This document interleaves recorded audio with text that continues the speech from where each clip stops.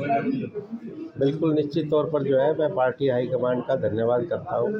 हमारे प्रधानमंत्री नरेंद्र मोदी जी का, राष्ट्रीय अध्यक्ष जेपी नड्डा जी का, हमारे मुख्यमंत्री नायब सिंह सैनी जी का, केंद्रीय मंत्री मनोहर लाल जी का, प्रदेश अध्यक्ष मोहन लाल बड़ोली जी का और समस्त भारतीय जनता पार्टी की टीम का, क्योंकि मुझे जो है मेयर पद के लिए उन्होंने उम्मीदवार घोषित किया है। मैं उसके लिए बहुत बहुत धन्यवाद करता हूँ और विश्वास जताता हूँ कि उनकी उम्मीदों पर पूरी तरह से खरा उतरूँगा। क्या लगता है कि आप जो है केंद्र में भी और प्रदेश में भी और फिर मेयर में अगर सरकार सत्ता में आती है आपकी तीनों स्तर पे तो क्या रहेगा? देखिए, दिल्ली का उदाहरण आपके सामने है। बहुत लंबे समय के बाद दिल्ली की जनता को ये समझ में आया कि डबल इंजन की सरकार के बगैर जो है विकास नहीं हो सकता। इसी तरह जो है सोनीपत की जनता भी, और सोनीपत की नहीं बल्कि पूरे हरियाणा की जनता जो है ट्रिपल इंजन की सरकार बनाएगी। और उनको ये ध्यान में है कि जब नीचे से ऊपर तक एक ही जो है विचार की सरकार होगी तो निश्चित तौर पर विकास होगा। किन मुद्दों को लेकर? देखिए, मेरा मुद्दे जो है शहर के विकास को लेकर है। शहर का समग्र विकास हो, शहर के मूलभूत ढांचे में सुधार हो। और हमने जो है 2014 से 19 में भारतीय जनता पार्टी की सरकार के समय में जो है बहुत काम किया, और वो प्रोजेक्ट अभी कुछ जो है अधूरे हैं, उनको भी पूरा करेंगे और नई नई योजनाएं जो है शहर के विकास के लिए लाएंगे। चाहे शहर के सीवरेज की समस्या हो, चाहे शहर के जो अंदर जल भराव की समस्या हो, चाहे पानी की पीने के पानी की समस्या हो। सर्वप्रथम आप अगर चाहेंगे तो क्या काम करेंगे अगर आपको मौका मिले? देखिए, सर्वप्रथम नहीं, मैंने आपको जैसे कहा कि पूरे शहर का विकास का नक्शा जो है पहले भी हमारे ध्यान में था, इसीलिए हमने बहुत से प्रोजेक्ट जो है उस समय तैयार किए। देखिए, पानी जो है, जैसे हमारे लाइन पार क्षेत्र में पानी नहीं था पीने का बिल्कुल भी।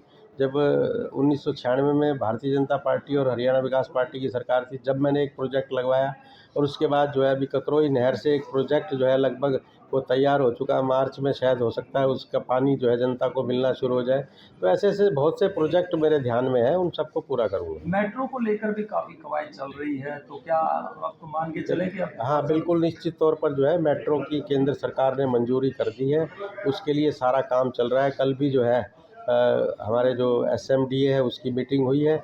निश्चित तौर पर मेट्रो की सौगात जो है शहरवासियों को जल्दी मिलेगी। आप लगातार जनता के बीच में रहकर काम करते रहे हैं, क्या ये उसी कवायद का ही एक आपको फल मिला है?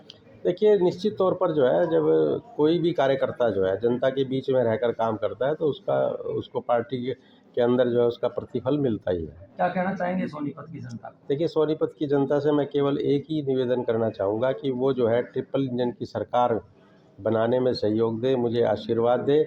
निश्चित तौर पर जो है जिस तरह से 38 सालों से हमेशा 24 घंटे 365 दिन जो है उनके लिए उपलब्ध रहा हूँ, उसी तरह उपलब्ध रहूँगा और उनकी एक एक समस्या का जो है समाधान करने का प्रयास करूँगा। आप अपने सामने मुख्य प्रतिद्वंदी किसे दे रहे हैं? देखिए, मैं आपको ये कहना चाहता हूँ कि अब जो है हमारा कोई भी जो है, कांग्रेस की तो हालत ये है कि कोई टिकट ही लेने को तैयार नहीं है, दावेदार की तो बात दूर है। तो हरियाणा में जो है पूरी तरह से बिल्कुल निश्चित तौर पर जो है वही हूँ। 48 दावेदार थे, उनमें से पार्टी ने आपके ऊपर भरोसा जताया है, इस पर क्या कहेंगे?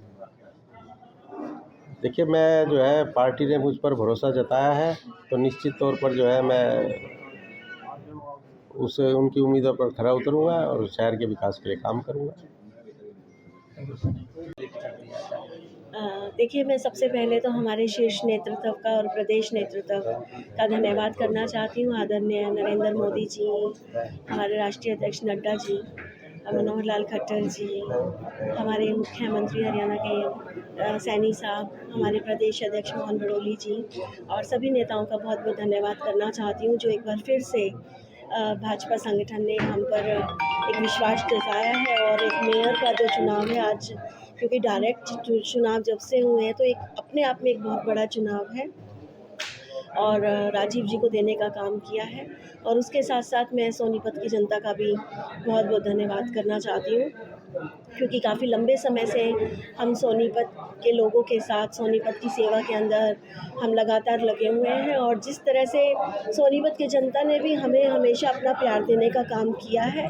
और आप देखेंगे कि सोनीपत की जनता से हमने एक ही बात कही है कि हम चाहे चुनाव हारें या जीते, या हम हमेशा आपके बीच में रहेंगे, और ये हमने साबित भी करके दिखाया है। और यहाँ तक कि अभी 2024 के जो विधानसभा चुनाव में टिकट ना मिलने के बावजूद भी जैन साहब पूरी तरह से जनता के बीच में पहले की तरह से ही है। और मैं समझती हूँ कि जो हमारा एक अपना एक सपना नहीं, एक हकीकत मैं इसको कह सकती हूँ, क्योंकि हमारा जो विज़न है वो यही है। जैन साहब का मैं ख़ास तौर से बात करूं कि सोनीपत के लोगों की सेवा करना, सोनीपत को नई ऊंचाइयों पर लेकर जाना, और ना केवल सोनीपत बल्कि इस तरह के नेता जो हमेशा एक नई पॉजिटिविटी के साथ आगे बढ़ने का काम करते हैं और ये दूसरों को भी इंस्पायर करने का काम करते हैं। तो मैं समझती हूँ कि हमने सोनीपत के लिए और हरियाणा के लिए पहले भी काम किया है, और हमारे लिए प्लस पॉइंट ये है कि सोनीपत की एक एक गली का हमें पता है, कहाँ पर किस तरह के काम की ज़रूरत है, इंफ्रास्ट्रक्चर में कहाँ कमी है, किस तरह से सोनीपत को और आगे डेवलप करना है और आगे लेकर जाना है। और जो काम मेरे मंत्री रहते हुए हम लोगों ने शुरू किए थे, कुछ काम अभी भी आज भी थोड़ी तरह से अधर में लटके हुए हैं। तो मैं समझती हूँ कि जो हमारा विज़न है, जो हमारी सोच है और सोनीपत को लेकर जो हमारा कमिटमेंट भी है, मैं समझती हूँ ये सब हमारा जो एक्सपीरियंस है वो काम आएगा। और मैं समझती हूँ कि पार्टी ने जो डिसीज़न लिया है, कहते हैं कि संगठन को तो नेता कोई भी मिल जाता है, कोई भी चुनाव जीत जाता है, लेकिन आज जो फैसला सोनीपत की जनता की आवाज़ के साथ पार्टी ने किया है, मैं समझती हूँ कि जनता के सेवक को चुनने का काम पार्टी ने किया है। और निसंदेह हम मिलकर अपना पार्टी जनता हमें आशीर्वाद देगी, ऐसा मेरा मानना है, और हम जनता की अपेक्षाओं पर खरा उतरने का काम काफ़ी लोग करेंगे। दावेदार थे आके चुनाव लड़ा जाए। देखिए, निसंदेह, क्योंकि क्या होता है कि टिकट एक ही होती है और हर कोई प्रयास भी करता है और करना भी चाहिए। और जिस तरह से आप देख सकते हैं कि खाली केवल सोनीपत ही नहीं, हमारे हरियाणा में और भी बहुत सारी जगह चुनाव हैं, तो सब जगह हमारे दावेदारों की लिस्ट थी और हमारे कार्यकर्ता भी समर्पित कार्यकर्ता है, तो सभी को साथ लेकर हम लोग चुनाव लड़ेंगे। और मेरा मानना है, और आप अभी देखेंगे, आप देख भी सकते हैं कि कार्यकर्ता सब आ भी रहे हैं और हम सभी को साथ लेकर चुनाव लड़ेंगे। किसके साथ मुकाबला मानते हैं साहब? देखिए, मैं समझती हूँ कि आज ना केवल सोनीपत में बल्कि पूरे हरियाणा की मैं बात करूँ तो आज हमारा मुकाबला ज़्यादा बड़ा बोल नहीं बोलती, लेकिन किसी से नहीं है, क्योंकि धरातल पर आज कांग्रेस को आप दिल्ली का इलेक्शन अभी आया है, रिज़ल्ट आया है, और कांग्रेस को जिस तरह से ज़ीरो मिला है तो पूरी तरह से नकारने का काम किया है।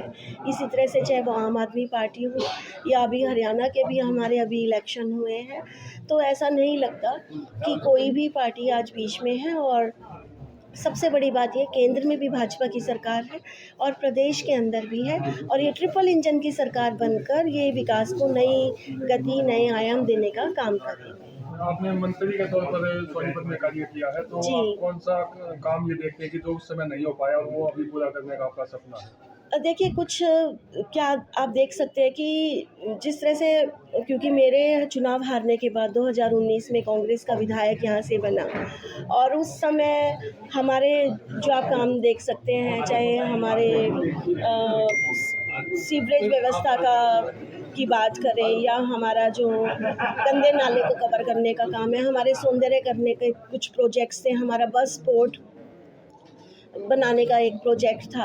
इसी तरह से जैसे रैपिड मेट्रो का तो कार्य आज हमने देखा है, रैपिड मेट्रो या रैपिड ट्रेन की वो आज, क्योंकि दिल्ली में सत्ता बदलते ही भाजपा की सरकार बनती, एक पॉजिटिविटी आई है, क्योंकि ये सभी प्रोजेक्ट ऐसे थे तो दिल्ली से अप्रूव होते हुए यहाँ पर आने थे। तो निसंदेह आज क्योंकि सोनीपत महानगर की श्रेणी में भी शामिल हो गया है, तो इनका बेनिफिट मिलेगा और निगम का एक अहम रोल होगा। तो ये जो बड़े बड़े प्रोजेक्ट हैं हमारे, और उस समय हमने एक ट्रामा सेंटर का भी एक सपना देखा था कि सोनीपत हाईवे पर एक्सीडेंट होते हैं कि वो बनना चाहिए, तो उस समय हमने खेबड़ा के पास एक ज़मीन भी देखी थी। तो इस तरह के कुछ प्रोजेक्ट है, और सोनीपत को टूरिज़्म के क्षेत्र में भी बढ़ाने का है। हमारे जो द्वार बनने थे पांचों पांडवों के नाम पर, तो वो कुछ ऐसी चीज़ें हैं। सोनीपत को एक ऑडिटोरियम मिले, बिजनेस स्क्वायर बने, बैंक स्क्वायर बने, तो बहुत सारी ऐसी चीज़ें थी जो हमने धरातल पर उतारने का, क्योंकि हमें एक ही प्लान मिला था और हमें था कि दोबारा हम जीतेंगे।